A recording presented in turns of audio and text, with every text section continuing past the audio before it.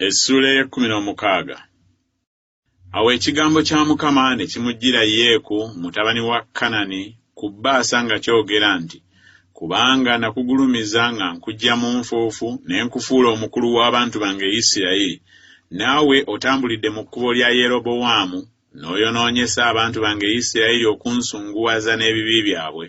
Laba ndigirawo ddala Baasa n'ennyumba ye, era ndifuula ennyumba yo okufaanana ennyumba ya Yerobowaamu mutabani wa Nebati. Owa Baasa anaafiiranga mu kibuga, embwa zinaamulyanga. N'ow'okuba be anaafiiranga ku ttale, ennyonyi ez'omu bbanga zinaamulyanga. Era ebikolwa ebirala byonna ebya Baasa ne bye yakola n'amaanyi ge tebyawandiikibwa mu kitabo eky'ebyomu mirembe gya bassekabaka ba Isirayiri? Baasa ne yeebakira wamu ne bajjajjaabe, n'aziikibwa e Tiruza, era mutabani we n'afuga mu kifo kye. Era nate ekigambo kya Mukama ne kijja ku Baasa mu mukono gwa nnabbi Yeeku mutabani wa Kanani ne ku nnyumba ye olw'ebibi byonna bye yakola mu maaso ga Mukama, okumusunguwaza n'omulimu gw'emikono gye ng'afaanana ennyumba ya Yerobowaamu, era kubanga yamukuba.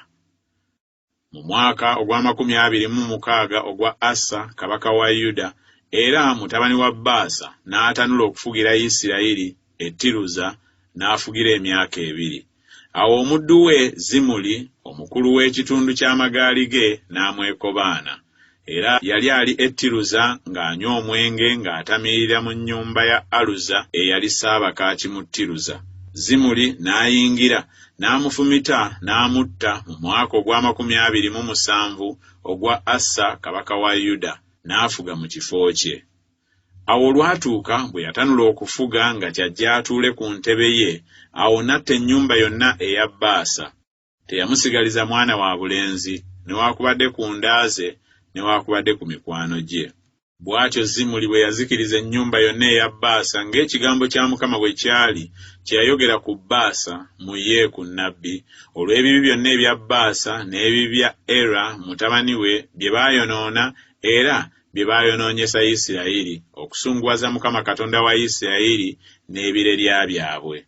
Era ebikolwa ebirala byonna ebya Era ne byonna bye yakola tebyawandiikibwa mu kitabo eky'ebyomu mirembe gya bassekabaka ba Isirayiri? Mu mwaka ogwa27 ogwa Asa kabaka wa Yuda, Zimuli n'afugira ennaku 7 e Tiruza, era abantu baali basiisidde okulwana ne Gibesoni eky'Abafirisuuti. Awo abantu abaali basiisidde ne bawulira nga boogera nti, Zimuli yeekobaanye era asse kabaka. Isirayiri yenna kyebaava bafuula Omuli omukulu w'eggye okuba kabaka wa Isirayiri ku lunaku olwo mu lusiisira. Omuli n'ayambuka ng'ava e Gibesoni ne Isirayiri yenna wamu naye, ne bazingiza Tiruza. Awo olwatuuka Zimuli bwe yalaba ng'ekibuga kimenyeddwa, n'ayingira mu kifo eky'ennyumba ya kabaka, ne yeeyokerera n'omuliro mu nnyumba ya kabaka, n'afa olw'ebibi bye bye yayonoona ng'akola ebyali mu maaso ga Mukama ebibi, ng'atambulira mu kkubo lya Yerobowaamu ne mu kibi kye kye yakola okwonoonyesa Isirayiri. Era ebikolwa ebirala byonna ebya Zimuli n'obujeemu bwe bwe yajeema tebyawandiikibwa mu kitabo eky'ebyomu mirembe gya bassekabaka ba Isirayiri?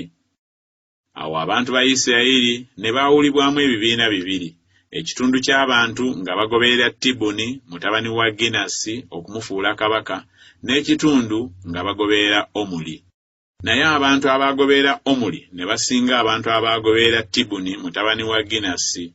Awo Tibuni n'afa, Omuli n'alya obwakabaka. Mu mwaka ogwa31 ogwa Asa kabaka wa Yuda, Omuli n'atanula okufuga Isirayiri, n'afugira emyaka 12. Yafugira emyaka 6 e Tiruza. N'agula olusozi Samaliya eri Semeri ne talanta 2 za ffeeza. N'azimba ku lusozi, n'atuuma ekibuga kye yazimba erinnya ng'erinnya bwe lyali erya Semeri nnyini lusozi Samaliya. Omuli n'akola ebyali mu maaso ga Mukama ebibi, n'agira ekyejo okusinga bonna abaamusooka. Kubanga yatambulira mu kkubo lyonna erya Yerobowaamu mutabani wa Nebati, ne mu bibi bye byayonoonyesa Isirayiri, okusunguwaza Mukama Katonda wa Isirayiri n'ebirerya byabwe. Era ebikolwa ebirala byonna ebya Omuli bye yakola n'amaanyi ge ge yalaga tebyawandiikibwa mu kitabo eky'ebyomu mirembe gya bassekabaka ba Isirayiri? Awo Omuli ne yeebakira wamu ne bajjajjaabe n'aziikibwa mu Samaliya.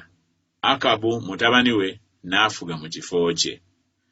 Awo mu mwaka ogwa38 ogwa Asa kabaka wa Yuda, Akabu mutabani wa Omuli n'atanula okufuga Isirayiri.